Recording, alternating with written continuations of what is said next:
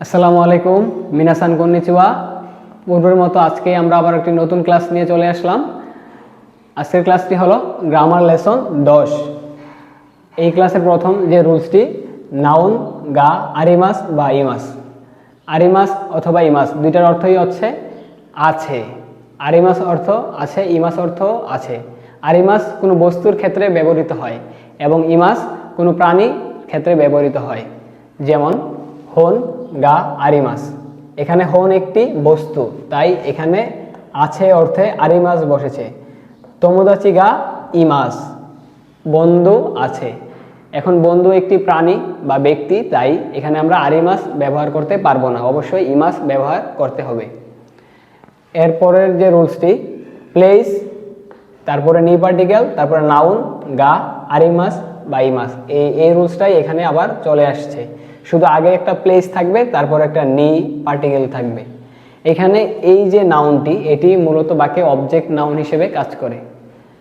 কোনো স্থানে কোনো কিছু থাকলে বা অবস্থান করলে ওই স্থানের পরে নি পার্টিকেল বসে। যেমন কিয়োশিৎসু নি সেন্সেই গা ইমাস, ক্লাসরুমে শিক্ষক আছে। এই বাক্যে কিয়োশিৎসু একটা জায়গা বা প্লেস, তারপরে বসেছে নি, সেন্সেই গা ইমাস, শিক্ষক আছে। শিক্ষক কোথায় আছে? ক্লাসরুমে আছে। যেখানে থাকবে তারপরে নি পার্টিকেল বসবে। তারপরে সুকুয়ে নি হন গা আরিমাস। সুকুয়ে অর্থ হচ্ছে ডেস্ক বা টেবিল। ডেস্ক বা টেবিলে কি আছে? বই আছে।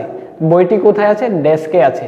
তাই ডেস্কের পরেই বা সুকুয়ের পরেই নি পার্টিকেল বসেছে। এখন কোনো জিনিস কোথায় আছে এটা জানার জন্য আমরা এভাবে প্রশ্ন করব, দোকনি ইমাস বা আরিমাস কা। যদি কোনো ব্যক্তি বা প্রাণীর কথা জিজ্ঞেস করি, সেন্সেই ওয়া দোকনি ইমাস কা, শিক্ষক কোথায় আছেন। আর যদি কোনো বস্তু সম্পর্কে প্রশ্ন করি, তাহলে এনপিৎসু ওয়া দোকনি আরিমাস কা। এনপিৎসু মানে পেন্সিল, পেন্সিল কোথায় আছে। এরপরে যেটা নাউন ওয়ান ওয়া প্লেস নি আরিমাস ইমাস, এটা পুরোপুরি উপরেরটার মতোই সেম রুলস।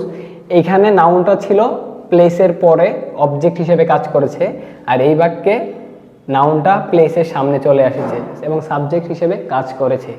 আমরা জানি কোনো নাউন যদি অবজেক্ট হিসেবে কাজ করে এবং তারপরে ইমাস বা আরিমাস থাকে, তখন এই অবজেক্ট নাউনের পরে গা পার্টিকেল বসে। কিন্তু যদি ওই অবজেক্ট নাউনটি কোনো বাক্যে আবার সাবজেক্টের জায়গাতে বসে, তখন ওই নাউনটির পরে আর গা বসে না, তখন নাউনটির পরে ওয়া পার্টিকেল বসে। যেমন এই যে সেন্সেই ওয়া কিয়োশিৎসু নি ইমাস, উপরে ছিল কিয়োশিৎসু নি, এই যে এটা সামনে চলে আসছিল কিয়োশিৎসু নি সেন্সেই গা ইমাস। কিন্তু নিচের বাক্যে সেন্সেই সামনে চলে আসায় এটা সাবজেক্ট হয়ে গেছে এবং টপিক হয়ে গেছে, যার কারণে এরপরে ওয়া পার্টিকেল বসেছে। আর কিয়োশিৎসু নি ইমাস, কিয়োশিৎসু একটা প্লেস বা জায়গা, তারপরে কোনো কিছু অবস্থান করতেছে, তাই এরপরে নি পার্টিকেল বসেছে।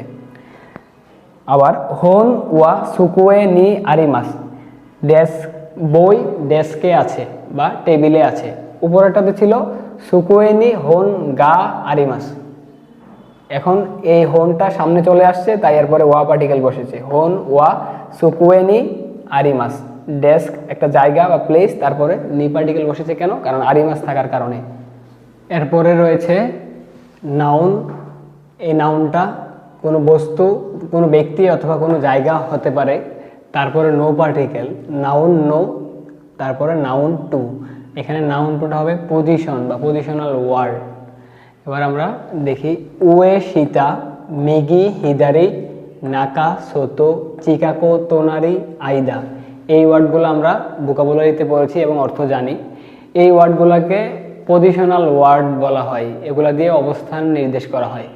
পজিশনাল ওয়ার্ডের পরে যদি আরিমাস অথবা ইমাস থাকে, অর্থাৎ কোনো বস্তুর অবস্থান বোঝানো হয়, তখন পজিশনাল ওয়ার্ডের পরে নি পার্টিকেল বসবে। যেমন যে উপরের ওয়ার্ডগুলো হচ্ছে পজিশনাল ওয়ার্ড, এই ওয়ার্ডগুলোর পরে যদি আরিমাস বা ইমাস থাকে, তাহলে ওই ওয়ার্ডগুলোর পরে নি বসে। যেমন একিনু মায়ে নি মিসেগা আরিমাস, একিনু মায়ে স্টেশনের সামনে, মিসেগা আরিমাস দোকান আছে, এই জন্য মায়ের পরে নি পার্টিকেল বসেছে। একিনুমায়ে মিসেগা আরিমাস, এই জন্য এখানে নি পার্টিকেল আছে। মিরাসান নো হিদারি নি ইয়ামাদাসান গা ইমাস, ইয়ামাদাসান আছে, কোথায় আছে?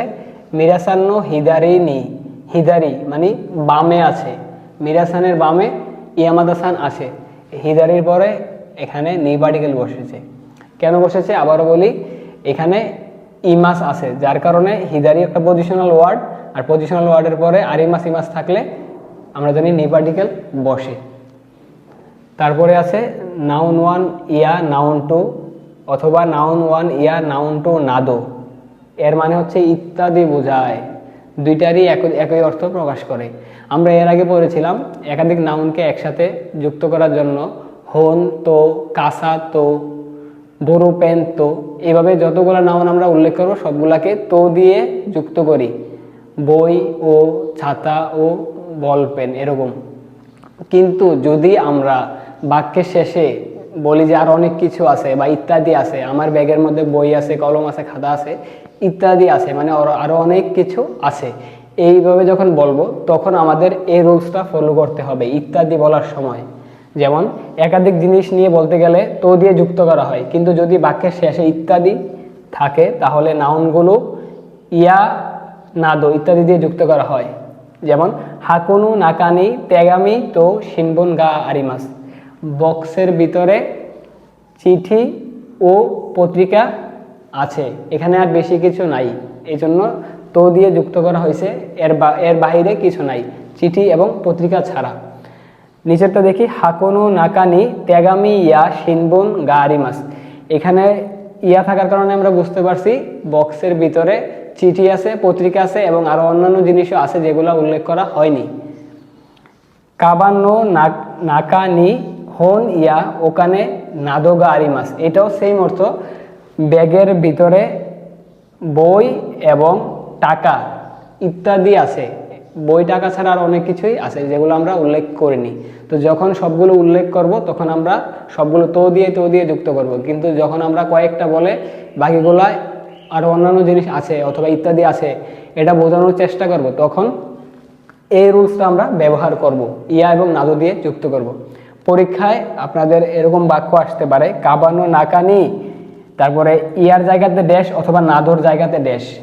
যদি ইয়ার জায়গাতে ড্যাশ থাকে তাহলে এদিকে নাদো দেওয়া থাকবে পরীক্ষার প্রশ্নে, তখন নাদো থাকলে এদিকে অবশ্যই ইয়া বসবে, আপনি অপশন থেকে ইয়া মার্ক করে দিবেন।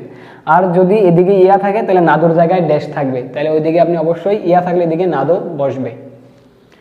এবার আসি, এটা কাতাকানায় লেখা আজিয়া সতুয়া দেশকা। এক্সাম্পল দেখি, সুমিমাসেন গা আজিয়া সতুয়া ওয়া দোকু দেশকা।